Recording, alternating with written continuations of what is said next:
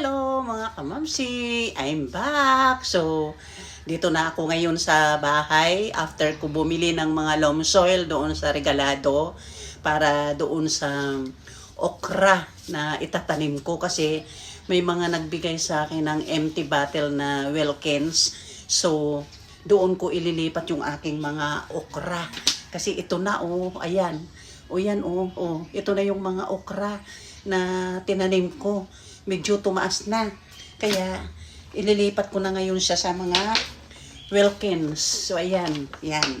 Tapos, may nagbigay sa akin kapitbahay. Ito yun, Yan.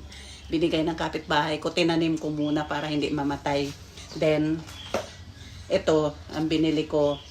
3,100. Yan. Ilagay ko ito dun sa harapan ng bahay. Diba? So, ito na yung mga nalipat ko ng mga okra.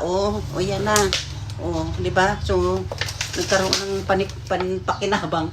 Nagkaroon ng pakinabang yung mga Wilkins bottle na binigay ng kapitbahay. Kasi kapag itinanim ko sa lupa, doon sa harap ng bahay namin, sa may little garden namin, namamatay yung mga tanim namin kasi merong ana yung lupa.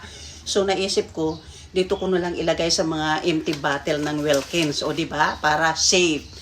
Ayan, kaya mag-start na tayo mga kamamsi ng ating okra. So, see you later. Bye-bye.